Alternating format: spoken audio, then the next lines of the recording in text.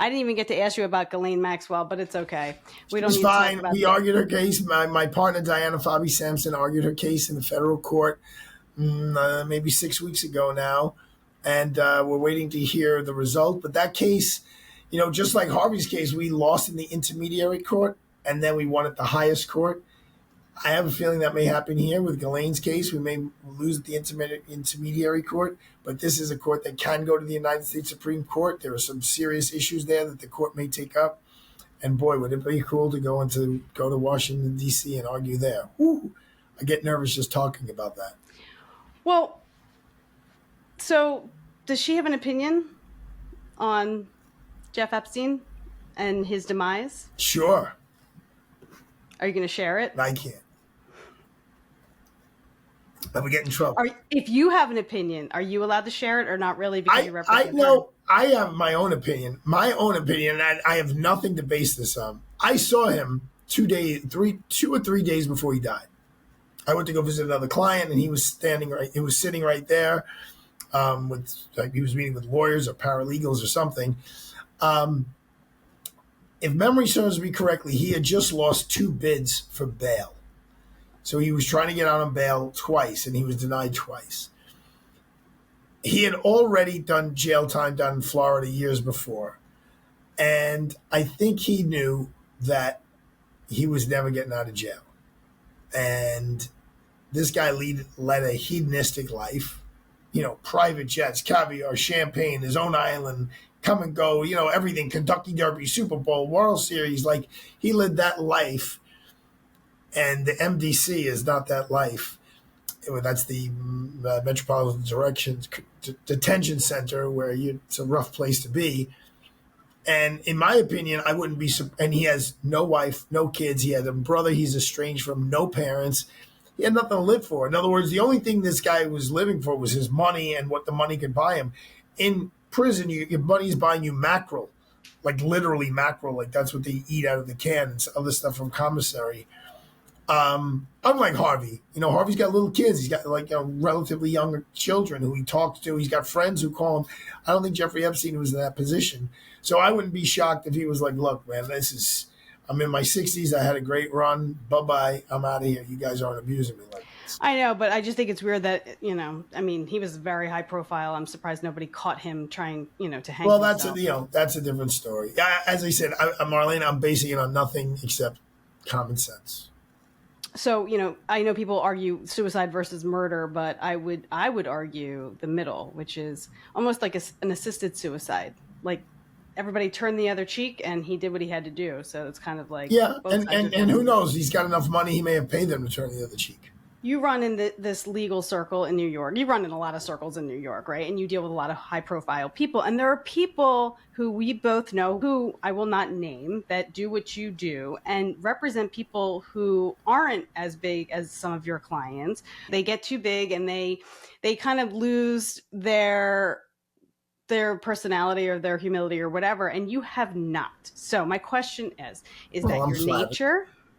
Or is it a conscious effort on your part to not become the jerk who represents the quote-unquote jerk? Now it's like Marlena Shivo, PhD, psychiatry.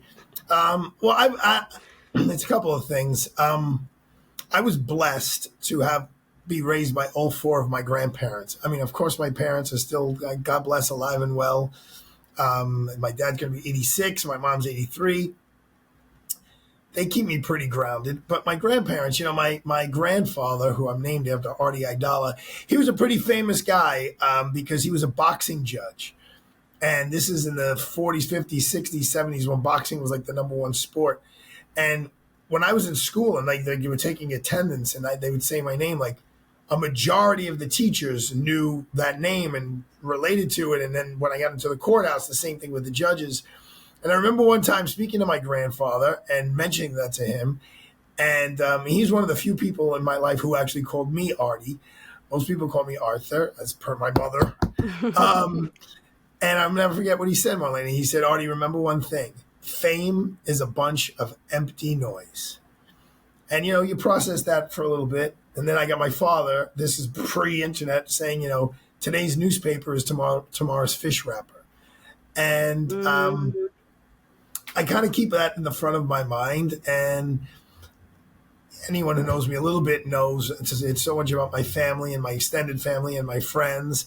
Like, those are the things that really count to me. Of course, when we got the decision 3 weeks ago now about the Harvey Weinstein case, I mean, I haven't worked, Marlena, that hard since I studied for the bar exam in 1992. I worked so hard on that oral argument. And I argued my tail off, and, we got a positive result.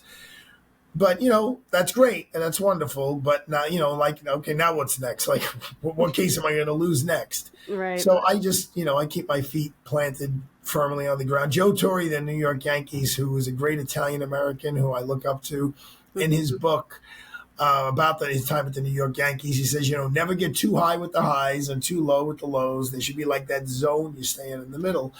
And that's what I try to do. Whether that's like intentional or my nature, I would say it's a little bit of both. You mentioned like I'm a little tired. I kind of would love someone to go and get me some like ibuprofen or something like that. Now I have like 3 interns outside, but I don't feel comfortable asking them, like, could you do me a favor? Could you run up the block to Duane Reade and just grab me a box of ibuprofen? Like, whereas I know that there were plenty of people in my position who like would be doing that without even batting an eyelash. But that's just not who I am. It's funny that you say that, but and I don't know if it's from past experience or if it's just who you are or a combination of both. But I was an intern once, and I remember thinking, I'm not learning anything. I was an intern at the Tonight Show with Jay Leno back in the day. That's cool. Right? Sounds cool anyway. What's that? It sounds cool. It was cool. It was there was a lot of good, I got a lot of good experience, but there were people that wanted me to do exactly that, right? Go get them lunch, stock the fridge with different things. And I just thought, this is not what an internship is, right? So when I eventually graduated and I was working at CNN and I had interns, I never, ever would ask them to go fetch my anything, right? Like, ever. And so I get exactly what you're saying. See, we're like the same person, Molly. So, like, we can't even argue. Why is it that you and I can argue in person, but we can't argue on a podcast? I was going to come out here and just yell for no reason. I usually like, get a little more animated when people are saying things that I think are ridiculous. So please take it as a compliment that I don't think anything that you said today was ridiculous. If you did, I'd be pushing back at you. Actually, I lost my train of thought while you were actually talking about the fact that you're not going to yell at me. But I feel like we have yelled at each other before, but why is that? I don't know. You're usually pretty mean and obnoxious to me. What's that? I said you're usually kind of mean and obnoxious to me, so. I don't think so. No. Maybe, who knows? I mean, maybe I'm not self-aware, but you go do your law thing, and thank you again for joining me, and I'll see you soon-ish. Well, thank you for giving me the privilege to chat with you here. All right, take it easy. Thank you. Bye. Bye.